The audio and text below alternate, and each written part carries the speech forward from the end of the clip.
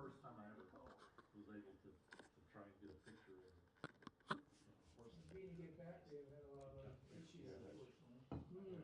That's another issue, that's why I never got back to you about the computer, you know. Yeah, right. And then there's all this stuff. Yeah. Man, I never forget. At least I'm here. Well, that's me. Canon 6D, which came out in 2012. That's what it goes. Doing great with it. Yeah. So your camera's transmitting to your computer, huh? Okay. Mm-hmm. That was one I took home from you. That was, so you're the one that shared those in the group, okay. Yeah, yeah. I don't know how the resolution comes over when I share it with the group. I saw, They get truncated a bit. so that was just using the camera, one was on the camera. 18 degrees up in the cloud. All right, everybody. 18 degrees up right now. Woo woo. That worked. Let's well, it almost worked.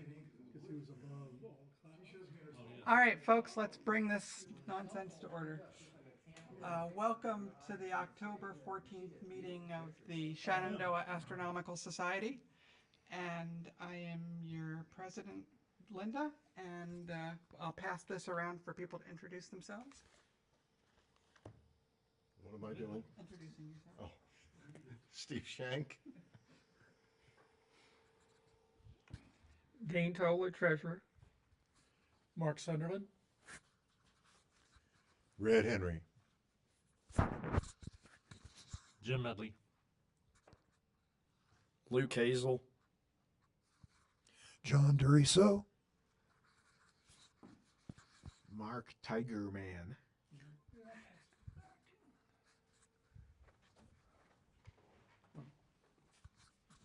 Paul Dwyer.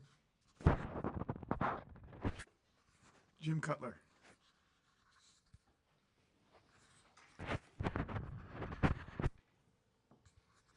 All right, well, welcome to this month's meeting.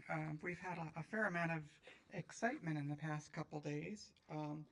Before we get into that, do we have any first-timers here tonight?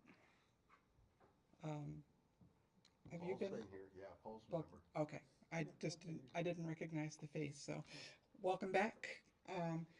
And before we turn things over to more conventional meeting stuff, who managed to see the aurora on Thursday night? That's probably like the best we're ever going to get in Virginia in our lifetimes. I posted a couple of time-lapse videos to the mailing list, so, and hopefully I'm going to do a video about it tomorrow if my schedule permits. So that was pretty cool. Has anybody managed to see the comet yet? I've been clouded out the past couple nights. 80,000 years from now. Yeah. Clear skies are coming here, according to weather. Here's hoping. All right. Well, did you two decide which of you wanted to go first?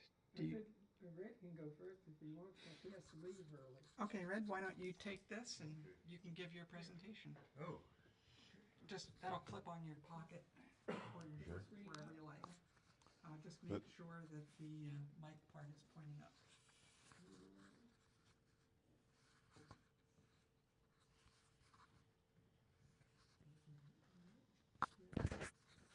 I don't see where the clip is. Oh, The microphone. yeah, the clip is right there, so you can just clip that right like that. We'll use it like this. Okay, just a second. Let me do a little housekeeping here.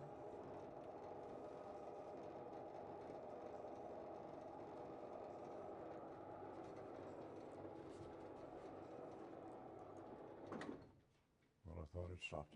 Okay, before I get started, just thought of a special announcement. Some of you may remember last December we had a freebie eyepiece giveaway, 1 1/4 and .965 size eyepieces. This December's meeting, we're planning to have another eyepiece giveaway, those sizes plus 2-inch eyepieces freebies for everybody whose telescope can use that size. A bunch of them, anywhere from 37 millimeter to 52 millimeter roughly. So make sure you get to the December meeting if you can use an eyepiece that size, because these eyepieces really work and they won't cost you anything. Now, teaching aid. Astronomy and global warming, astronomy and climate change, astronomy and ice ages. That's what we're going to be talking about. And back in 1958, in 5th grade, at the FSU Laboratory School in Tallahassee, they told us that the Earth was still coming out of the last ice age. Well, that's an interesting, if not very useful thing to keep in mind all this time. But they also said that nobody knew what caused ice ages. And I thought, well, that's a pretty big thing for people to not understand. A pretty significant part of the Earth's geological history, and nobody knew what caused them? Sounded kind of ridiculous.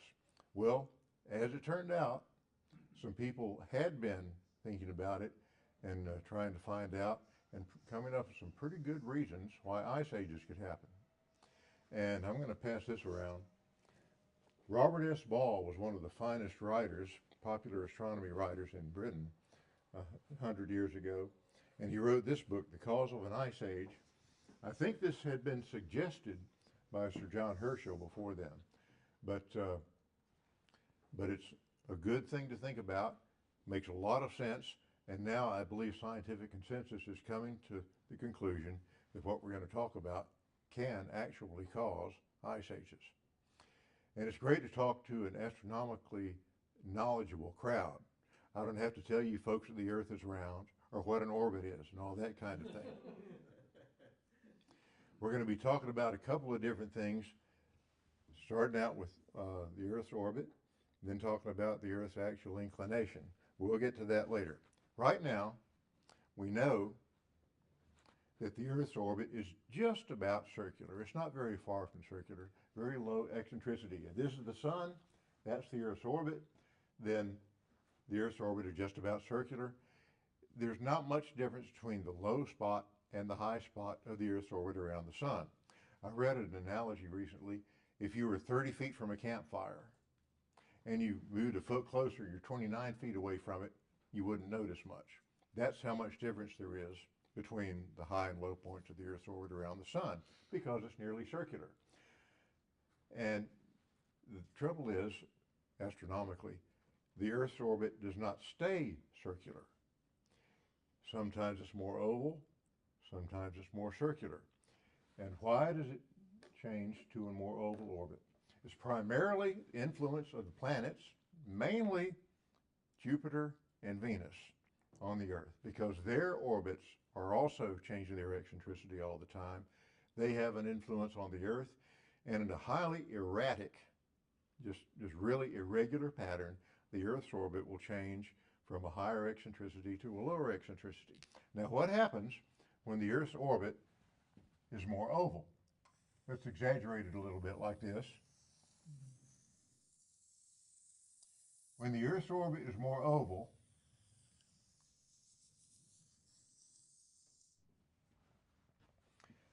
the major axis, the orbit measured the long way, doesn't change.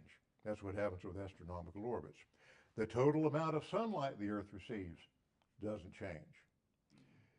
The length of the year doesn't change. What happens is the Earth starts moving at different speeds in different parts of the orbit.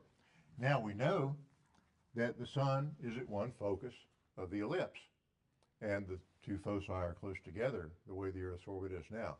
When the Earth's orbit is oval, the two foci are farther apart, and that means, again, we're going to exaggerate.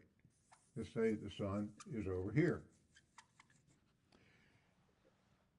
And what happens then is the Earth's moving much faster in this half of the orbit, closer to the sun, and much slower in that part of the orbit, away from the sun. Now we have here some teaching aids. One sun, one Earth. when the Earth is close to the sun, here, a long way away from the sun, we have a highly elliptical orbit. Now, the other thing we need to talk about is the Earth's orbital inclination. We know the Earth is tilted compared to the ecliptic, the plane all the planets move in. Right now, see, right now, the Earth's orbital, the axial tilt is just about 23.5 degrees. And at 23.5 degrees, again, it doesn't stay in one place. Even in ancient times, astronomers had figured out that there was a precession in the equinoxes. The Earth's north pole turns slowly like a top. Remember the old gyroscopes? You'd pull the string, put it on a little pedestal, and the gyroscope would stay up for a little bit, then just start going like that because of friction. Well, the Earth's north pole and south pole do the same thing because I understand of the pull of the moon on the Earth's equatorial bulge. I'll leave scientists to explain that to you. That in 26,000 years, the Earth's north pole describes a great big circle in the sky, 46 degrees across. Now, another complication. The Earth's axial tilt is not constant. It varies from 22 degrees to 24.5 degrees. And you might think that's not much, but it can have a big effect on the climate. Now we know that that's, now I don't know the time period of that. That's something I was unable to find out when I was trying to look these things up. But we have a variation in the shape of the Earth's orbit, very irregular variation between circular and elliptical on about a 200,000 year time scale. But there's nothing regular about it because it's dependent on all these other planets that are influencing it. And we have the Earth's axial tilt. Well, another part of the same analogy is we know that having the Earth's north hemisphere toward the sun, tilted toward the sun, makes summer in the northern hemisphere. Now, we've got a scale model of the solar system here. Actually, if it were a scale model, the sun would be, I think, 100 feet in diameter and maybe sitting over in the yard at Bell Grove. But when the Earth's north hemisphere points toward the sun, we get summer. When it's pointed away, we get winter. And it's almost a circular orbit. And so, with the same analogy, if you're standing near that campfire, if you go 1 foot toward it or 1 foot away, you might not notice. But if you turn your face partly away from it, you'll feel the heat from that campfire. And that's what the Earth is doing. That's why it's not distance from the sun that makes our seasons, especially right now, but it's the axial tilt of the Earth. And it's why the southern hemisphere's seasons are different from ours. And so, we have the 200,000 year, roughly, very irregular pattern, circular, elliptical, circular, elliptical. We have a 26,000 year pattern of the Earth's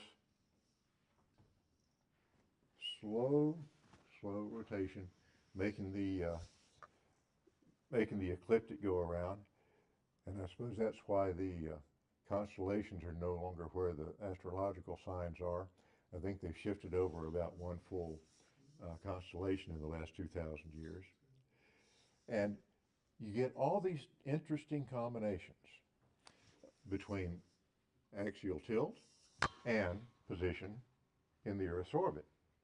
Now, when the Earth's orbit is nearly circular, like it is now, you get some fairly mild seasons, geologically speaking, like we've got now. Let's see what happens when we have a highly elliptical orbit. In a highly elliptical orbit, the Earth's a lot farther from the sun, than when it's close by, and it's moving a lot more slowly. Now, what are we talking about?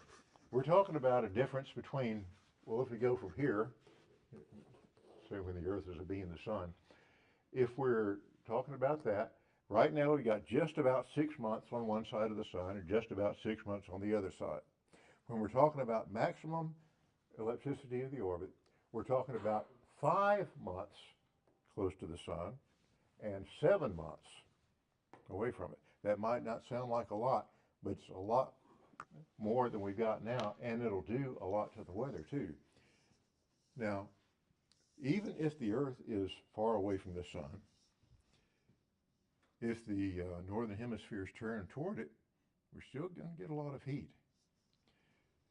And even if the Earth is close to the sun in the winter, it'll still be kind of chilly.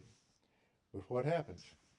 This Earth is tilting. It's changing the combination of orbital ellipticity and axial tilt all the time.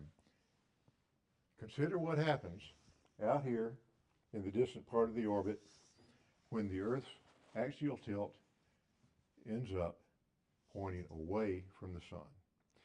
You get not only the winter, you get a very long winter, and you get a very cold winter because the Earth is so far away from the sun. Very long, cold winters. And then when it gets back to summer, yes, they're hot summers, but they don't last very long. And so the Earth goes around and around. Sometimes if you hit this extreme situation with the long, cold winters, the glaciation will begin to build up. You get more and more snow. You get more and more ice. When the Earth is close to the sun in the summer, you get more and more reflectivity, a higher and higher albedo with more of the sun's heat reflected right back out into space. And in the course of a few centuries, I understand, in fact, one writer said, even sometimes a few decades, you'll build up the ice and you have an ice age, as my elegant teaching aid shows you there. And of course, the Earth's axial tilt continues its circle in the sky, and 13,000 years later, you'll have that long cold winter and glaciation in the southern hemisphere. So you'll have ice ages in the northern hemisphere, southern hemisphere, alternating about 13,000 years apart until the Earth's orbit circularizes again enough and hits a different axial tilt orientation to the sun so that the weather's moderate and the ice starts to melt. And then it may melt fast, I suppose. Nobody's really sure because nobody's watched it, but it's melting now. And question so far. So where are we in that cycle? Where are we? Yeah. Right now, the axial tilt's decreasing. And so that's a warming trend. I believe that the eccentricity of the orbit is decreasing too, and so that's a warming trend. How fast? It's decreasing. How much each year? Oh, I don't know the rate of it, but the present eccentricity is about 0.016. The maximum eccentricity is 0.078, so it gets a lot bigger. Minimum eccentricity is 0.0033, which it'll hit at about 26,000 AD. So I guess we could do an algebra problem and figure out the rate of change, but it's not changing very fast. So we're a long way from an ice age. We are, yeah. It'll happen before the comet comes back, though. Okay, so what the books say about the ice ages is there have been about 4 of them, 4 big ice age periods in the last million years. And the last period peaked about 15,000 years ago. And the 4 periods in a million years is a rough correlation to this approximate 200,000 year variation in the shape of the Earth's orbit. And all this makes a whole lot of sense.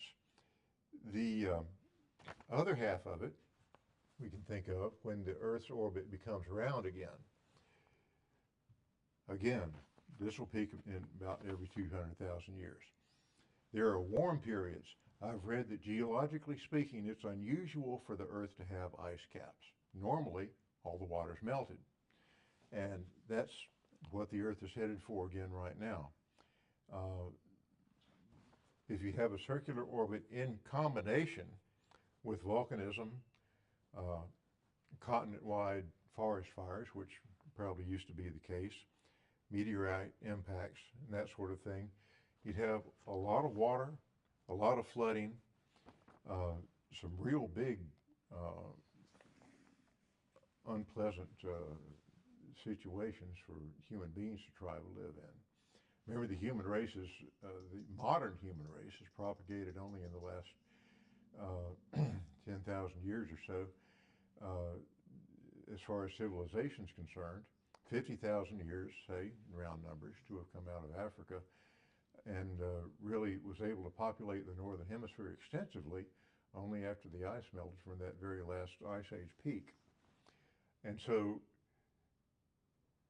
it's going to be tough if people want to fight the influence of the planets Venus and Jupiter on the Earth's orbit. It's going to be a long road to hoe, as you might say. What we can expect is more storms, stronger storms. I think the last few weeks have really demonstrated the kind of thing that can happen in that regard. And one big piece of advice that I could give anybody is right now, don't buy seaside property.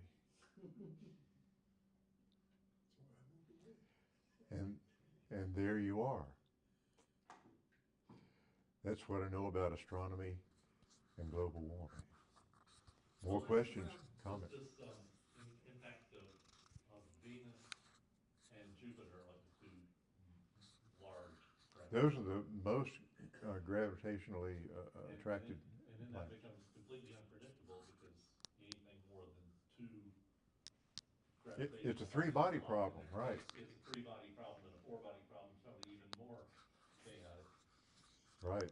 If you add in Saturn and Mars and so forth, all of a sudden there are not many ways to predict it over a long run. Yeah. And that's one reason it's hard to compute.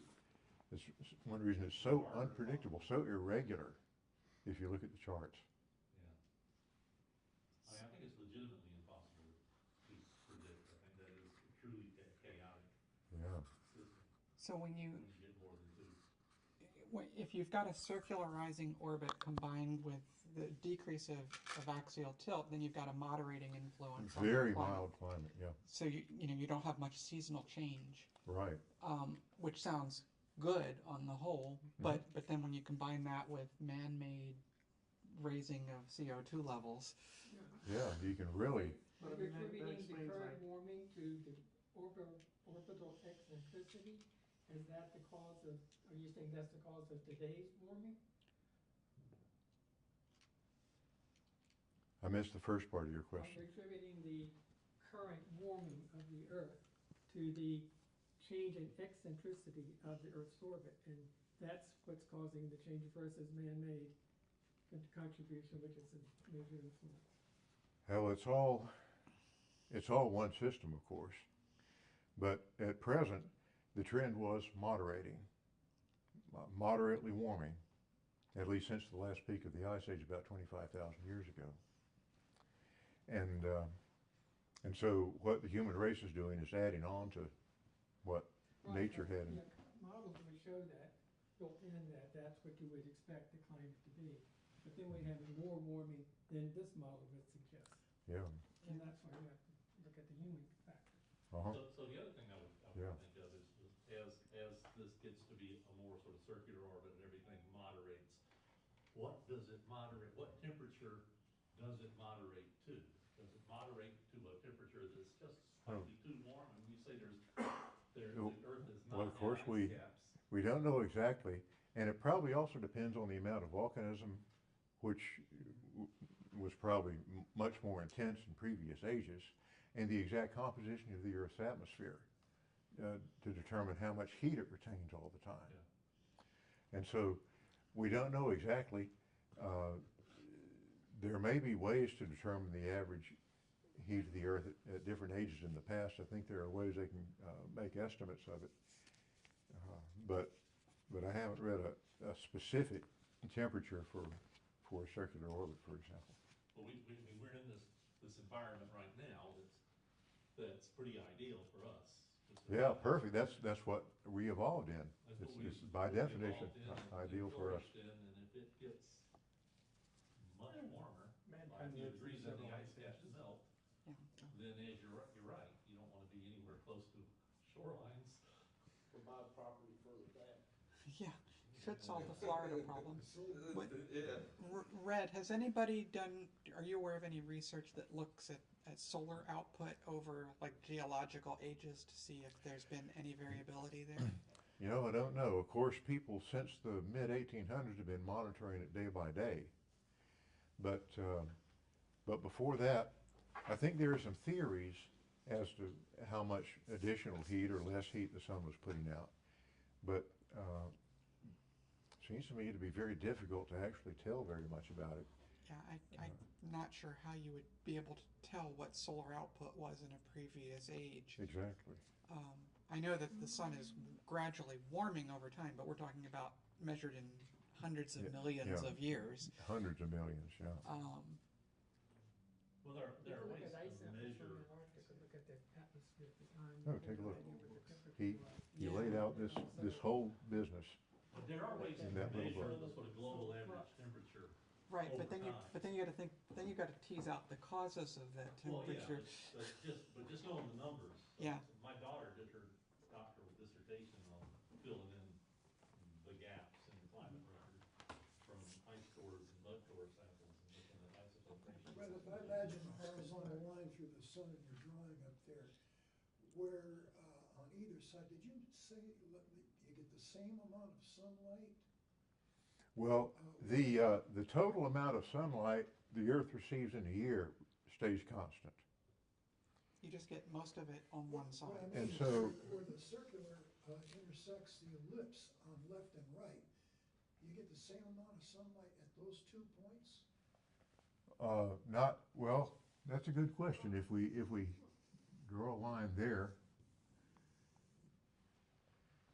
since the Earth spends a lot more time in that part of the orbit than in this part of the orbit, it may be that the actual amount of sunlight received in that half, that unequal half, is the same as the amount received in this side. But the trouble is that it takes a lot longer for the Earth to receive that much sunlight. Well, one thing that intrigues me is where the ellipse and the circle intersect on the horizontal axis. Yeah. It looks to me like, yeah, on those 2 points up there, do you get the same amount of sunlight, whether you're on the ellipse or on the circle at those 2 points? You mean in the top half or the bottom half? No, exactly on the horizontal 2 points. Yeah, right there. Well, the solar radiation, it has to be a lot weaker. That's what it looks like, but It'd be the same it looks amount of like light, it's but the not the same whether amount of it's- energy. It's the same at those 2 points, whether you're on the ellipse or on the circle. You follow what I'm saying? Oh, no, because when you're when the orbit is circular, the sun is here, Oh, yeah, I'm missing that, yeah. and when the orbit is oval, the sun's over here. Yeah. And so that's why when it's circular, yeah, they'd be receiving just about an equal amount, just like we do now between the summer and winter. The total Earth, the Earth overall is receiving just about the same amount of solar radiation, just because the Earth's nearly circular orbit now.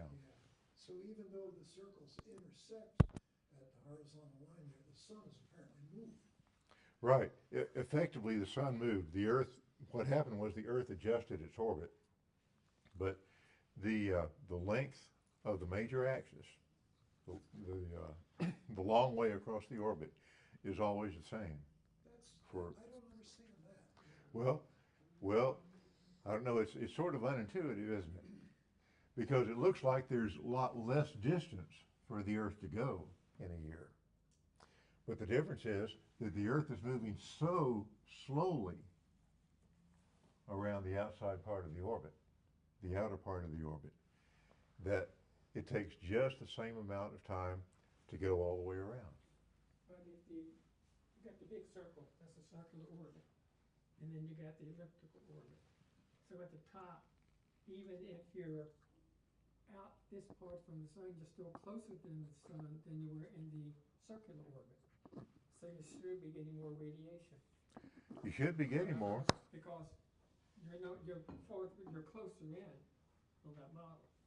Right, Whereas the rest is on the circle, so therefore you're getting, it's always flux. right. So You'll your get, area is going to be greater, and therefore have a warming effect. right. It looks as if we're getting a lot more radiation, but the trouble is it takes so long Doesn't matter. to get around in the part of the orbit. But remember, because the sun is moved relative to where you are, you're further away here than you are. Good point, yeah, that's a good explanation of it.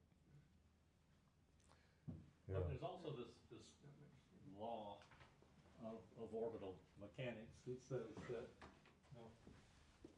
the area that, so if the Earth moves from here to, say, here in 24 hours, the area of this arc It's the same. is the same Yeah. as the area of an arc over on this side in the same 24 hours. So the Earth is Yeah. moving faster over here, it's Yeah. covering more space. Right. Distance. yeah, So you're gonna collect, so that is, yes, You're getting equal more areas sunlight and equal there, but time. You're getting it for less time. you're getting. For more example, sunlight there for less if time. in a month the Earth moves this far, Uh-huh. covers that much area, Right, during an extended orbital summer, uh-huh, then it might only cover this much area, that area's the same.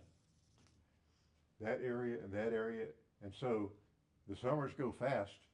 Might not be enough to melt that ice, especially when the icy hemisphere is turned toward the sun, and it only goes this far.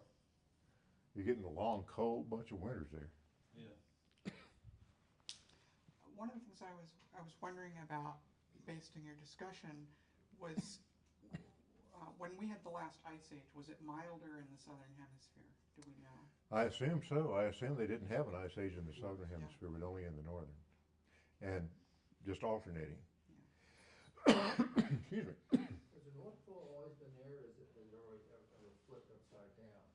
Has that ever happened? The scientists ever determined the North Pole as we see it today? I've heard Oh. the magnetic pole is changing. Yeah, the magnetic pole has switched several times. I've heard that geologists can figure that out from magnetism in the rocks.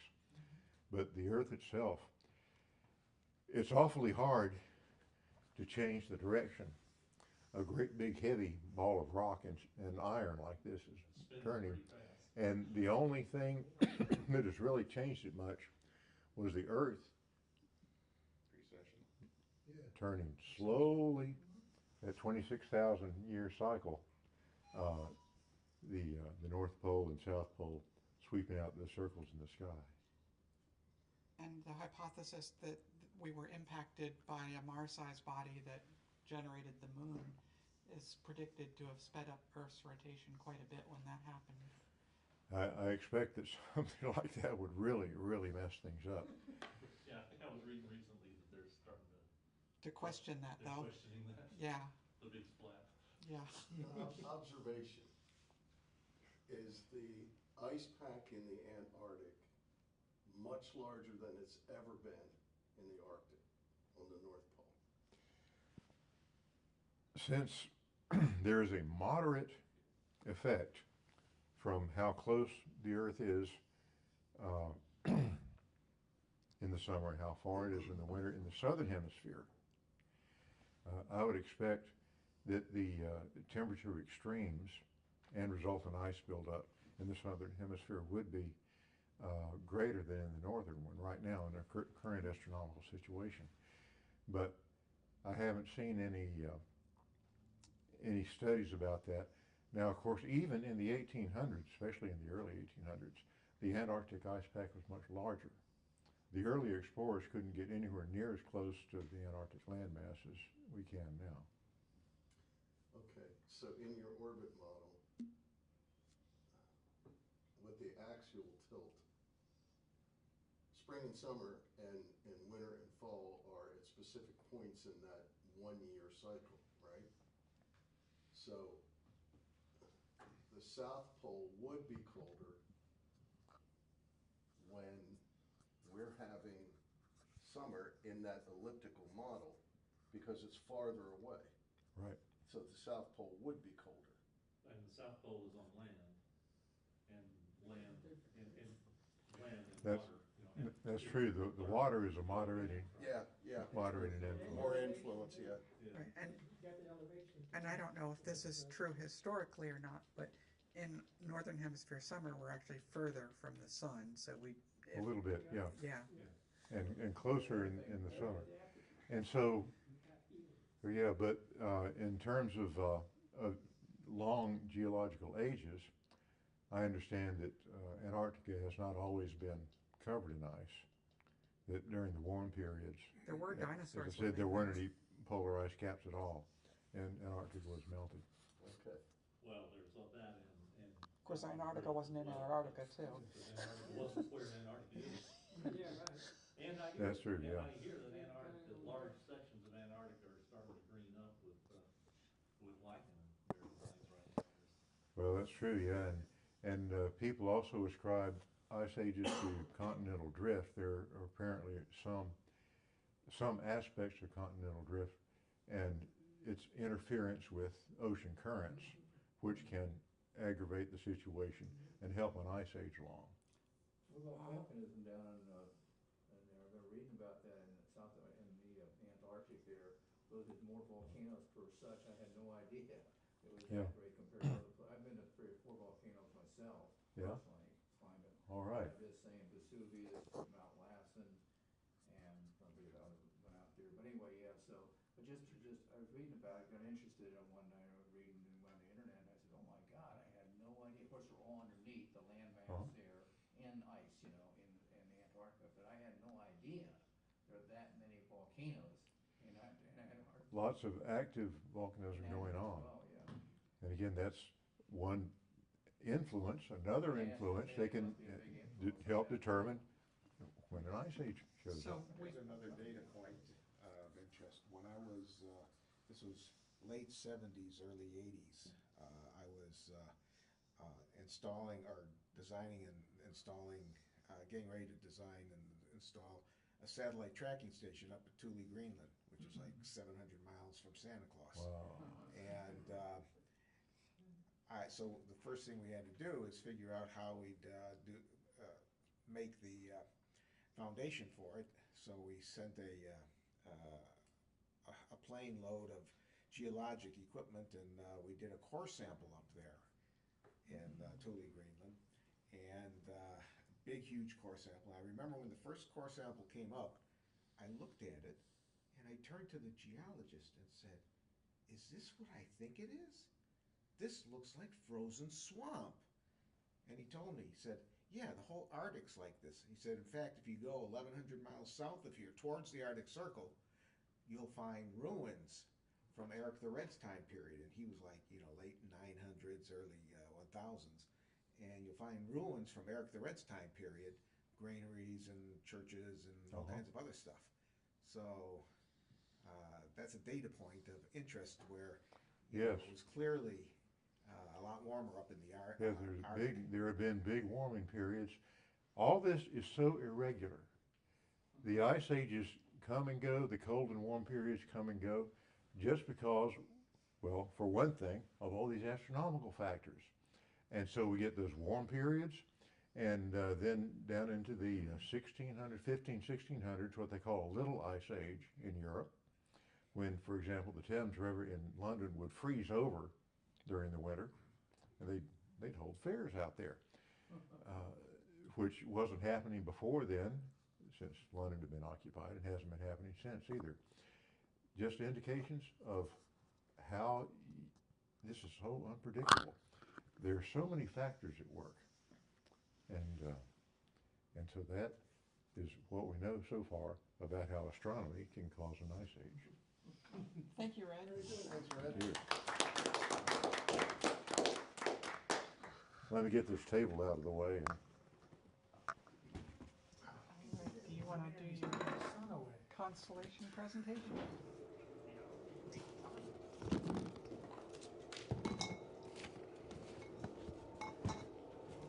Whoop.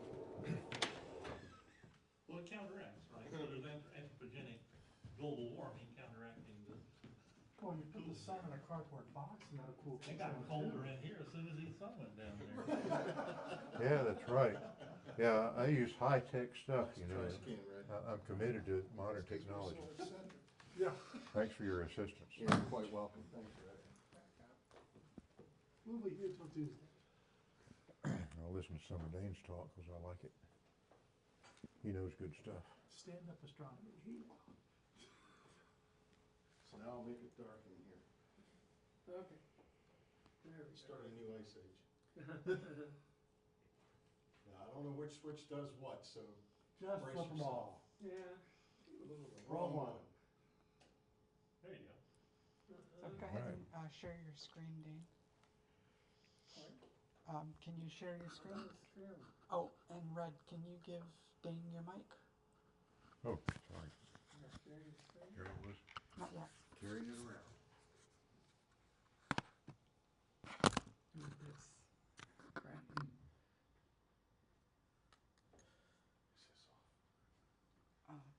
You can turn it off. Or you can grab the camera. Let's make it happy and do it again and see what happens with this. Okay. And go ahead and mute the microphone at your end.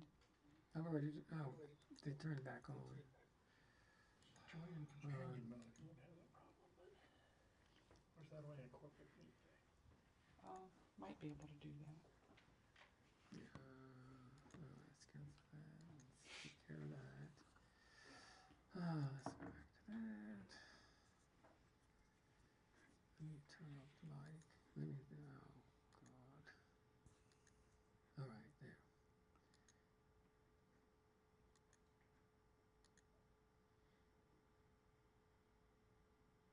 You gotta select that and then, yeah, select the screen there in the middle Screen in the middle. and then hit share. Oh. That's the part that's not obvious in their user interface. No, that's not what I want. Yeah, that'll, No, that's not what I want. that'll It's work. like a mirror in That'll front work. of a Now, mirror. now just switch over to, switch over. Oh, just close this damn thing out. That's Yeah. right. Okay, just close that out. All right. All right. And this is the mic, right? Can I hit here? Yeah, I you have to should- hold it. No, you should be fine. Okay. Okay, just a little quick thing here with the constellation. Doing a constellation tonight.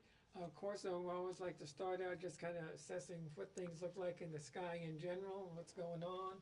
So I always start at north and turn the direction on around and so forth. You see the Dipper's at its lowest point right now here in the sky. The Cassiopeia and Cepheus are riding very, very high. I almost thought about doing Cepheus tonight, but I think I've done that one already with the club. So, but that's a nice little constellation to explore. There's a lot in there. It is faint, but it is at its peak in the sky at this time of the year. So if you go out, I have this set for 9 o'clock at night. So this is what we're looking at 9 o'clock at night.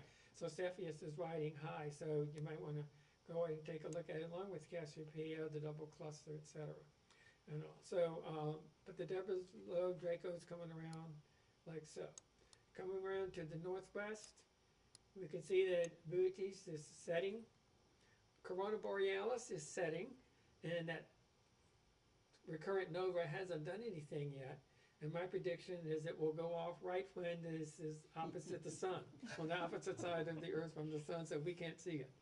And went to see pictures of it from some space probe or something. But anyway, that's kind of my prediction as Murphy's Law goes and so forth.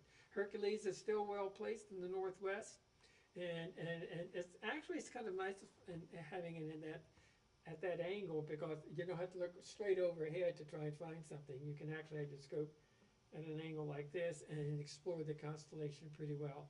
And it's in the northwest, so it's going to be around for a pretty good while. In the west, Ophiuchus is setting. This is where the comet's coming up through here in the next couple of weeks. They don't have to comment on this. I thought about trying to do an upload of the stellarium before it came, and I know from experiences, don't muck with it if it's working right now, because if you try and change something, it won't be working when you try and use it. So, but anyway, but on my phone, the stellarium on my phone does track the comet. You can't, the version on the phone will show you the comet where it is in the sky. Of course, the comet's set by now. It's 9 o'clock at night, but it's also good to know that it's coming up here through Serpens Cauda and up through Ophiuchus, so it's going to be visible later and later at night, although it's going to be getting dimmer and so forth. Moving around here, Scorpius is gone, of course, but Sagittarius lingers on the southwest horizon, so it's your last chance to get in some of these wonderful clusters and nebulae and things that are here with the Milky Way flowing along, right along here. And Aquila, of course, right still high up there in the sky. And the three little constellations, four, Vulpecula, Sagitta, Delphinus, and Equus, are riding high in the sky too. Moving back around, we have Capricornus. I hate the way they do this constellation in this map, but Capricornus is pretty much crossing the meridian right now, so it's at its highest point in the sky. And if you got a good horizon, you can see some of these other groups of Pseudostranus, Microscopium. Sculptor's coming up, and remember the Sculptor galaxy, so that's going to be rising up. Maybe next month we can talk about that, when Sculptor is going to be very high in the sky in the south. It's a good chance to see what I think it's NGC 253. Yeah. The silver dollar, I think is what they call it. Galaxy. It's one of my favorite galaxies. I love finding it, and it has the two little stars near it.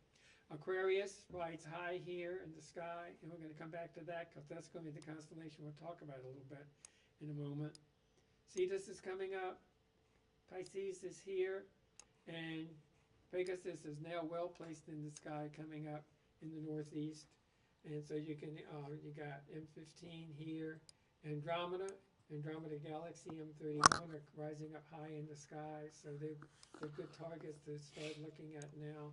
And again, before they get too high in the sky, too far overhead, and it's sort of like for me, the northwest is the best. So Hercules is well placed for me for a dark sky. For me, the southeast and east have some light pollution due to Front Royal, the lights from Front Royal. So I can see these things in here, but I can't see them as well as I can when they're in the northwest. But Andromeda's here, Perseus is rising, coming up, and the Pleiades are peeking up over the horizon. Coming back around, Auriga's rising, and Capella, which is almost circumpolar, of course, is back in the sky as well. So that takes us around, brings us back up to the north. The planets that are visible early in the evening is Venus, which is just set over down here. It's in Scorpius and moving towards Sagittarius. And this early evening, it's set by 8 o'clock or so at the present time, as it'll keep rising up. And of course, we've got Saturn in the evening sky. So the constellation I thought I would just talk a little bit about was Aquarius. And it's a faint constellation, but it's well placed in the sky now. It's in the southeast, and it will culminate in a couple of hours in the evening. And it's an old constellation. It's, a lot of cultures did associate it with water. And there's a famous asterism here called the water jar in the constellation. And the way to find that is to actually go to Pegasus. And then you have the nose of Pegasus here, this arc and this curve. And then the water jar is right below that. So it gives you a good place, good way to star hop down to Aquarius. Since it's faint, it's kind of hard to pick out on its own. You also have the circlet of Pisces over here to the east. So those can be points that can help you find this particular constellation. I was pleased when I moved out here that I could actually see Aquarius, because when I lived in Fairfax, there's no way I could see Aquarius like this, or even hope to see it. So being out here, and hopefully we can keep the light pollution down enough so that we can continue seeing it. But like I said, it's kind of spread out like this, and it hosts a couple of interesting objects in it. Probably the most famous object that it hosts is the Helix Nebula, and that is right down here. It's a binocular object. It's large. It's like 25 arc minutes by 12 arc minutes. So this is a good one to seek out, and with a pretty low power lens, is what you're wanting to scope. It's very, very well known planetary. It is visible with binoculars. It's large. Like I said, and it's nearby. It's like 150 light years away. It's not. It's one of the nearest planetaries, maybe the nearest planetary to our solar system. So you want to seek that out. And again, if you're looking for that, what I usually do is go to Fomalhaut here, which is the first magnitude star. It's easy to find this star here on the horizon because there's no other bright star in that part of the sky. Nothing to the west, nothing to the east that's bright, so that when you're looking almost due south now in the southeast, you're going to see this bright star above the horizon. It's the loner, sometimes called the lonely Fomalhaut. But it shines out there, it becomes a good landmark, and so if you use that as your guide, you can start here and scan up into this part of the sky. And you got the two bottom stars in Aquarius, but you go here and then scan up into this part of the sky. You can pick it up. So that's a good target, large target, and it's been photographed a lot. I'm sure you astrophotographers have been there and photographed it, and it's good target. Where's Now, where's the nebula there now? right here. Okay. Yeah, and it's right up from Fomalhaut, the first magnitude star that's down here. Okay. And Fomalhaut is the only first magnitude star in that part of the sky. Okay. So you know that you can't confuse it with the other stars. And then just kind of go up to the upper right and scan into this part of the sky. Now, if you got to go to, that's a whole different ballgame. But I'm a star hopper with that. And then if you go up to the other part of Aquarius, we've got the stars in here, and there's some of these stars are double stars, and so they're fun to look at in the sky. But Aquarius also hosts one of the nicest globular clusters, and that's M2. And M2 is easy to find. It's a nice, rich globular cluster. It's easy in binoculars. You can pick it up as a fuzzy glow, round glow with binoculars. And of course with the telescope, even a moderate telescope, you begin to get resolution of the cluster. So it's a great one to seek out. And it's above Beta Aquarii here. Here's Beta Aquarii, here's Alpha Aquarii, and it sort of makes an isosceles triangle, or those triangle, almost a right triangle with those. Come up here and follow along here. So it's just star hopping. I'll start down at Beta and work your way up into this part of the sky. And again, if you got a finder scope, it's going to show up in the finder scope, like a 5-degree field or something. Then you could find it very quickly up there in that part of the sky. Great little globular cluster. Another, and it's surprising Aquarius is dim, but it's got another globular cluster in it. And that's here, that's M72. And that's just below Epsilon Aquarii. And it's a nice globular cluster. It's not as bright. To look at it, it's 9.2, so it's more of a challenge to find. M2 is like 6.6 magnitude, which is nice and bright for a globular cluster. Whereas this is 9th magnitude. So it's going to be harder to pick up in the field of view. So it needs some pretty good skies in order to find it. But it is another Messier object that's in the constellation. And there's another Messier object in the constellation, M73, and which is right next door to M72. M73 has been a controversial object because it's simply about 4 stars is what you see. And there's been a big debate of whether that's an open cluster or just an asterism. Or what? An asterism, just a little pattern of stars. Little stars that form a pattern in the sky. These 4 stars form a little triangle or something like that.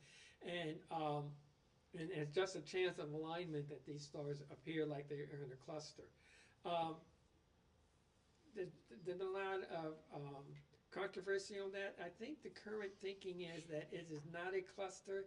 It's really just a chance alignment of the stars. They happen to be together and they happen to look like a cluster, but they aren't really a true cluster. The other theory is that they were a cluster, but most of the cluster is dispersed.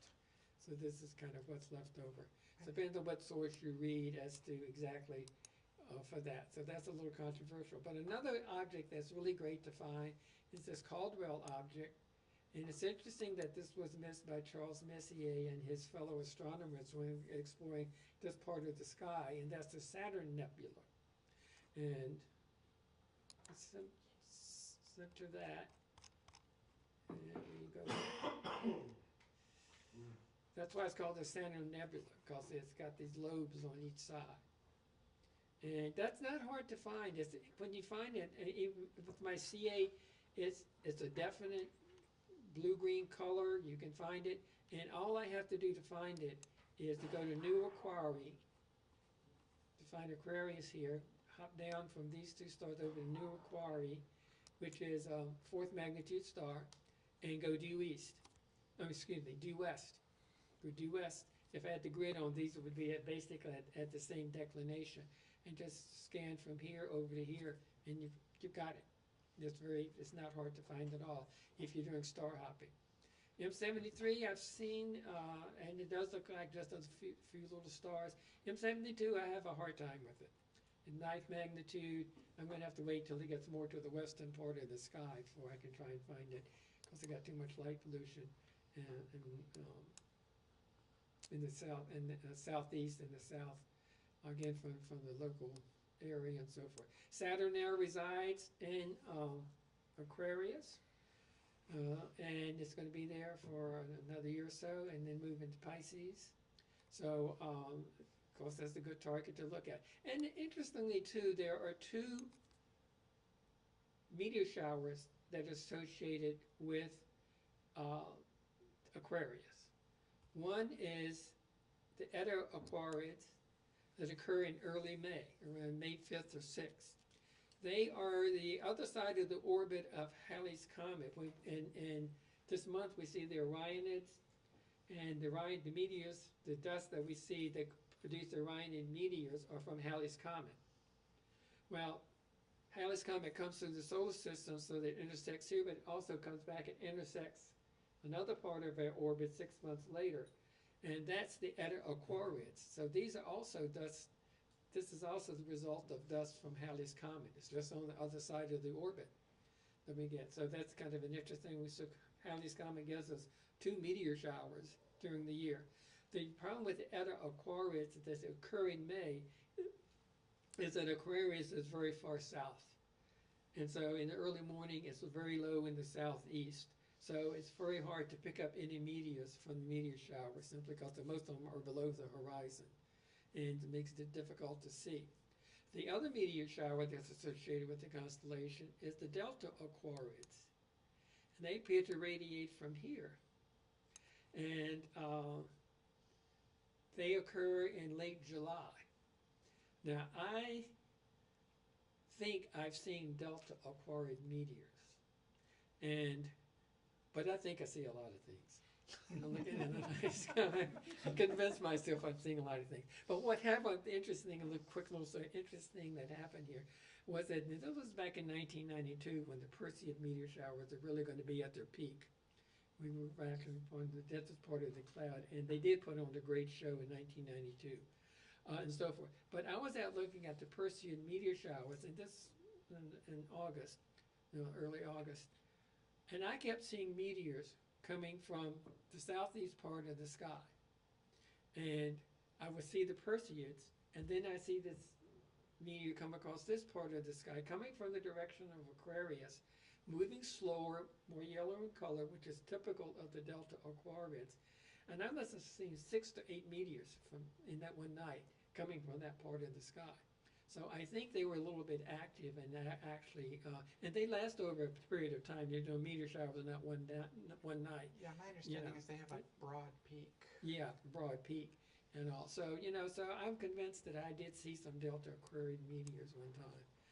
And maybe once in a while I've seen them, one or two another time. But that's just kind of interesting note with that. So that's Aquarius. It's faint. It's the water jar with the water pouring out, and a lot of faint stars, some double stars that you can hunt down in here in this part of the sky. You got the Messier objects, the globular clusters. You got M73. You got 2 planetary nebulae in the one constellation for you to look out and find as well. So go on and take a look at it. And enjoy the view. It's going to be well placed in November, in the early evening. It comes along by early November. It should be well placed for taking a look. You get a great song from the musical Hair. Oh, and yes, right, the age of Aquarius. The age of Aquarius is going to take place because the vernal equinox is about here now, the vernal equinox. And it moves, is progressing west with the precession of the equinox, with the Earth's, precession. And so in, I guess, a couple of decades or so, the vernal equinox is going to move into Aquarius, and we will begin the age of Aquarius. Okay? We can all sing the song and know that it works, that it's actually true in the age of Aquarius. All grow our hair long. Let hair grow long, and So bell bottoms. At the Get event, their bell bottoms out. at the event on, what was it, Saturday? I told Steve and Dana a joke that I heard, which is a quote, and I wish I could remember who it was attributed to. But a guy says, "I don't believe in astrology. I'm a Sagittarius, and we're skeptical." Okay, any questions or comments? Sure. Oh, I have a challenge for the astrophotographers, or request for the astrophotographers. But since we're at this, is it possible that we could create a Messier catalog of our own from That club would be- members? That Sure. would be, yeah. I think that'd be a great thing to have, because Well, I actually, mean, with the caveat that there are Messier, aren't there Messier objects in the southern hemisphere? Oh, no, because No. he did it in No, France. no, there's- yeah, it's also Yeah. 45 degrees north latitude Yeah. or something, yeah. Anything he could see, we could see better. Yeah, exactly. Higher, at least up in the sky, can't we? No, and part of the reason for that is that when we do presentations and use images and so forth, it's getting harder and harder to find images that aren't copyrighted. Or if you find an image that's public domain, it's usually the Hubble Space Telescope or something that gives you this big false color image, that you're looking at. Whereas if we had our own Messier catalog that we could draw images from and use for presentations. Well, our colors are gonna be false Yeah. colors. Well, yeah, Yeah. but not as, Yeah, Dane, let's, The more realistic, we'll like get what you- you can, we'll get you what you'll hooked up. see, like seen Yeah. through a telescope. I think it'd be great for the club to have Yeah. its own Messier catalog. And then if members allow us, that we can use those for like in our brochures or in Sure. Absolutely. presentations and stuff. And Absolutely. it's nice that they would say these pictures were taken by club members. Yeah. We're showing things in the night sky, and these were taken by members of our astronomy club. You know, so anyway, that's something I would make a request for. No, yeah, Over I time. think, yeah, love that. Yeah. Okay, I'm done. Thank you, Dan.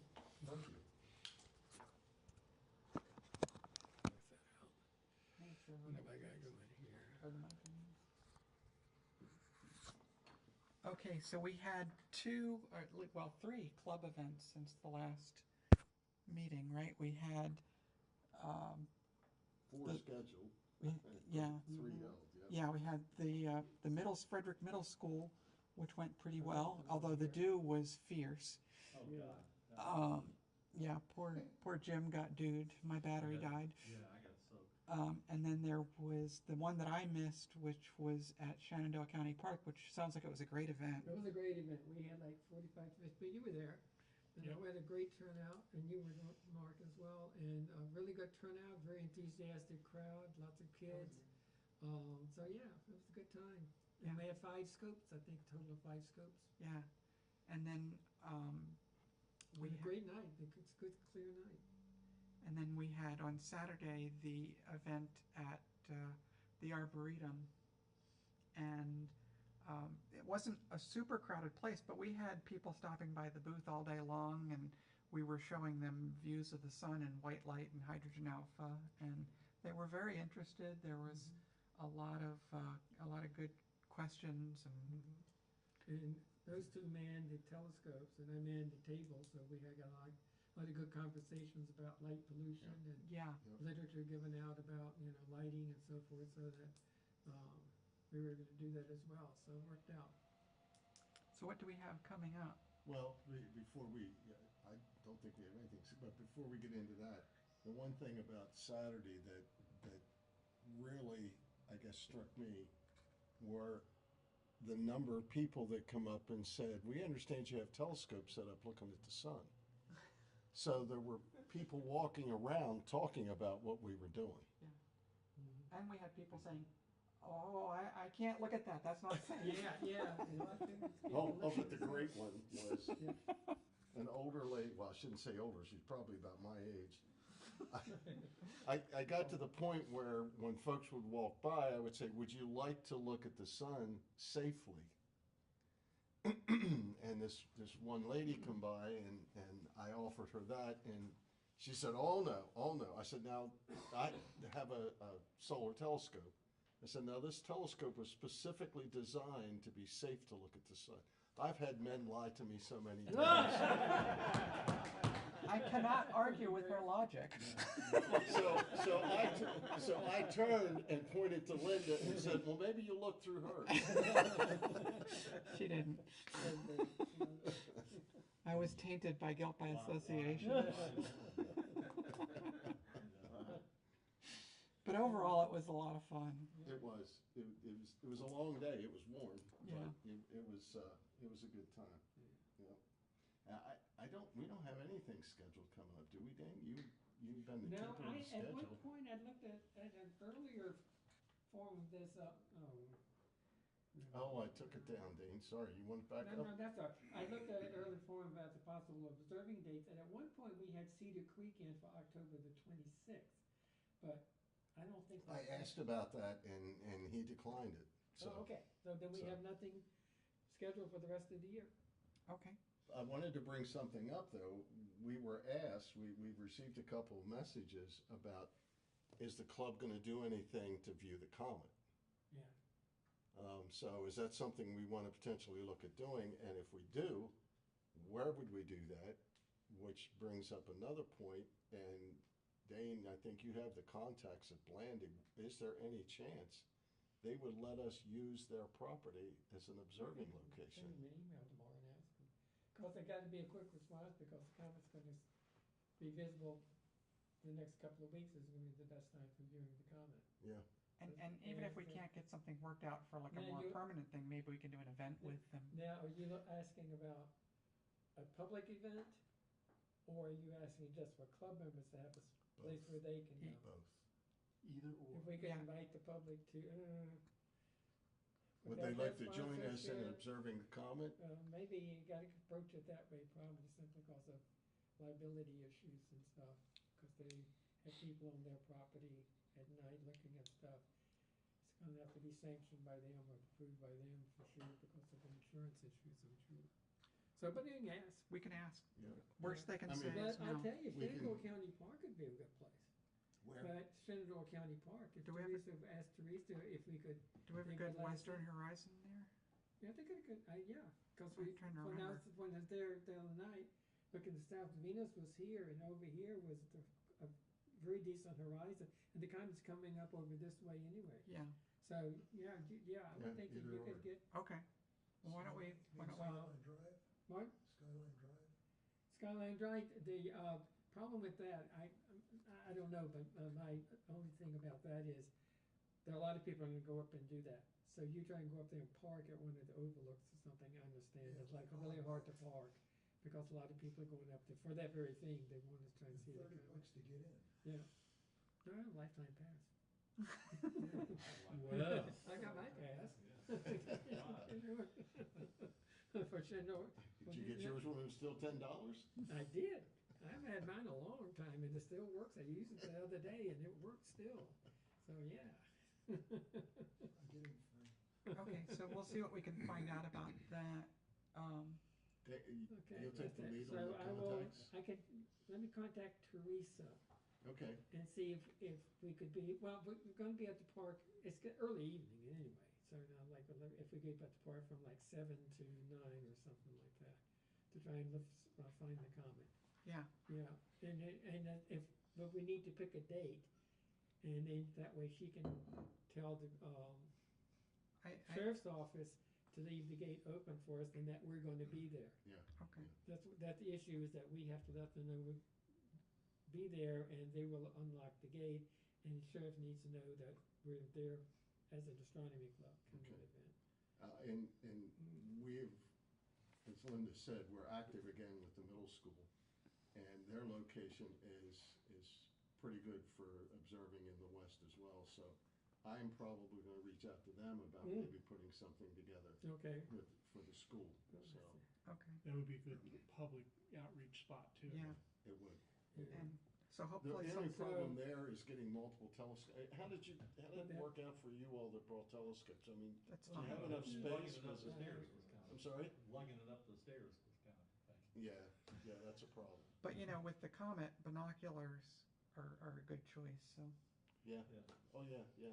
Short tube 80s. yeah, yeah. So we'll see what we can find out, and we'll put something out on the mailing list, obviously, it might be quick notice, so. Okay. The only other thing I have is just a monthly announcement. We have teas and patches, and we just received another batch of NASA photos. So we have 10 different pictures here. We have 200 of each. So if you would like to wallpaper your observatory, I brought them in tonight, so please help yourself. Oh, wow. Okay. That's it. In line of programs and stuff. So I'm a little unclear if I contact Teresa, I don't have a date. Like, Pick one, I mean, yeah, and I told people that have asked me, I said, check on Facebook. So check with us on Facebook to see if we're gonna be in particular location. Mhm. yeah, Okay,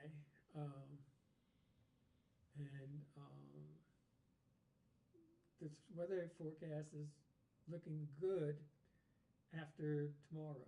Looks like there's a lot of sunshine in the forecast.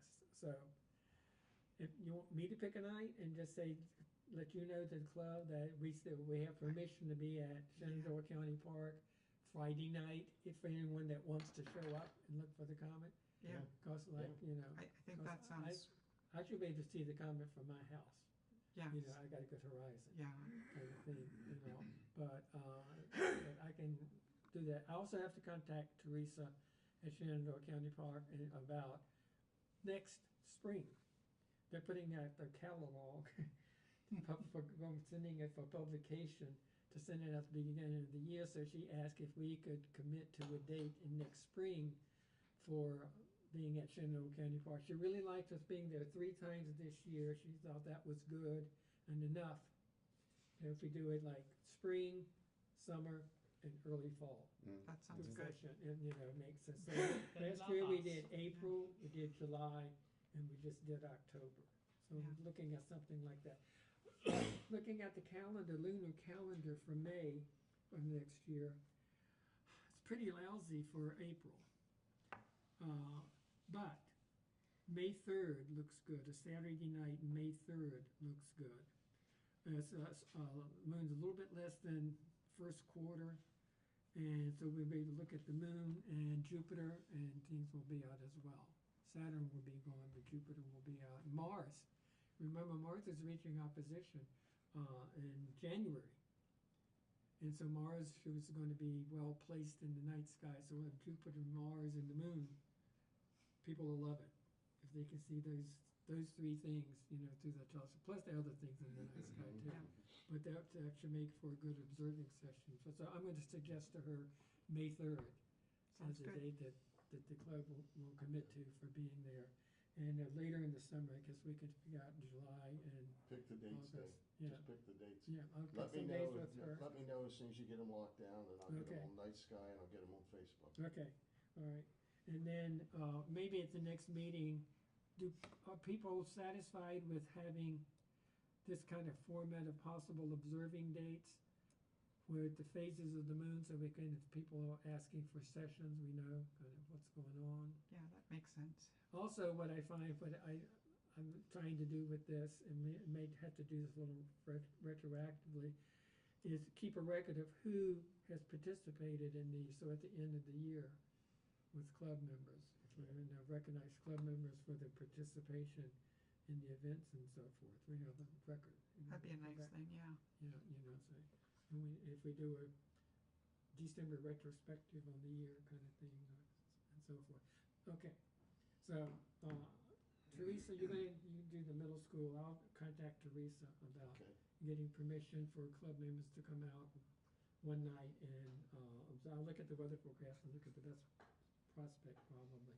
I may not be there, but I can get it set up for other, you know, members to come up. Okay, anybody else? Did anybody Okay. have anything they wanted to bring up? Well, there's something else I just lost. One last thing I guess I'd like to mention, we were talking about the canceled event at Powhatan School. And I think a number of folks here have participated in Powhatan outings. Well, we canceled this year. The individual I was communicating with asked if the club would accept donations. And even though we canceled the event, we got a phenomenal donation from those people. Yeah, They sent us a check for $500. $500. Yeah. Which I will deposit this week. yeah. We wrote them a nice thank you letter on behalf of the club. Yeah, and the thank you letter. I was surprised when I got it. In fact, it didn't say Powhatan School on it. And I just kind of figured out from the camp thing that it was supposed to be the camp, Crocker Camp Out? Yeah. Crocker Camp Out. And because it was signed by the person, the check was written by Harold. from the person's personal account, not from the school's account. You know, so, you know. I did not look at, I know you sent the image of the check out. I never even looked at But it. that didn't come from the school, it Came from Harold. Yeah, yeah. Yeah, it came from the school. Wow. Send that down a t-shirt. There you go. Good idea. Yeah. Put 'em a t-shirt at least. Not a bad idea.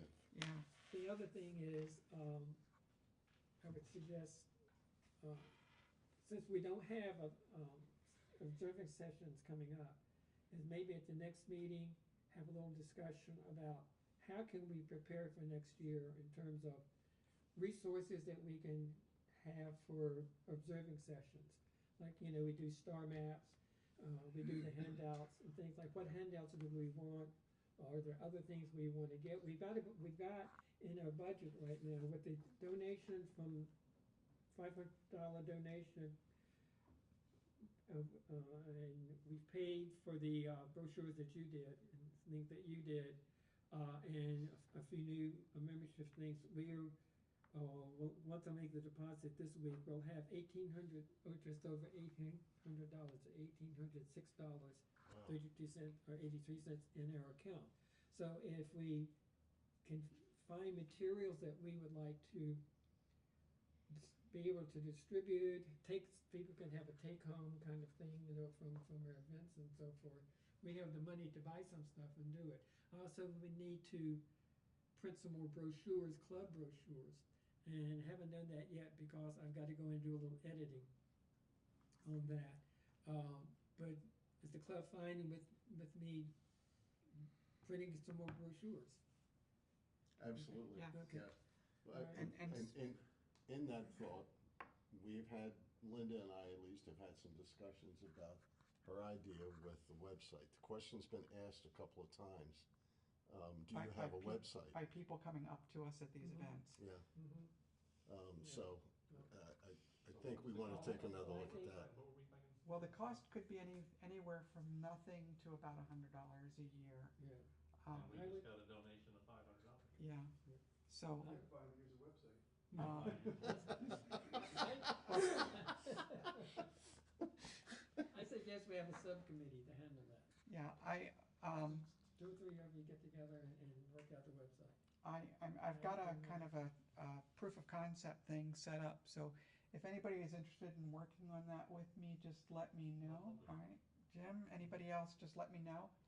And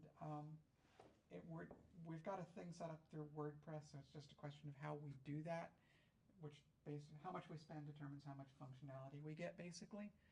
And Maybe you give us a demo of the next meeting. yeah, we can do that.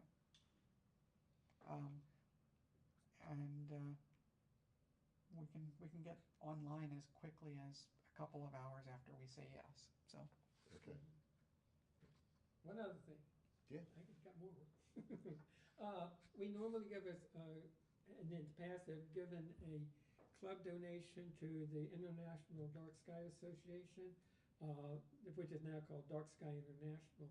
And last year, I didn't make the donation because they didn't mail me anything, because they were changing what the club like to donate to the Dark Sky International to support their efforts in fighting light pollution. We've given $50 in the past each year. Is that I make a motion, we give a donation, second? Around $50? amount of $50. Okay. yeah. Second. All in favor? All in favor? Okay, then I'll get that in the mail this week. Okay.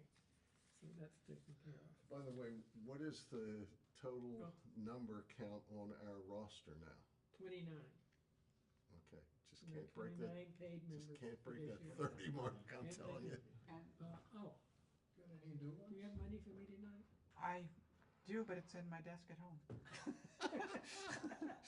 Well, give it to me next month. I don't know. Well, actually, at the session Saturday, there was a young girl, she's a Girl Scout, Mhm. and Oh, she that's is right, working yeah. on, I don't even know what the Girl Scouts call it, I knew the Boy Scouts, it's These are Eagle. gold stars. I Something like can't remember that. what it is, but her focus is light pollution and effect on wildlife. So her mother actually had contacted the club earlier on, told her we would be there. And she said she was gonna come tonight, maybe she'll come to another meeting, but she said she wanted to get involved with us. And there was a gentleman at the middle school event had said he was gonna join the club, so we may be seeing a couple more people come in, so. Good. Keep our fingers crossed. Yeah. And she may give us a presentation in December or Yeah. January. Yeah, that's right, I forgot about that, Yeah. thanks Linda. We invited her to come and present, but she was doing it. If we can find her again. I probably still have the email somewhere, so drop a little line. Yeah, I didn't get it. Thank them for stopping by the booth, and we hope you do consider doing your presentation for us. Yeah, that would be nice. Anybody have anything else before I end the live stream? Let me see this one. It's a take, put it in the can.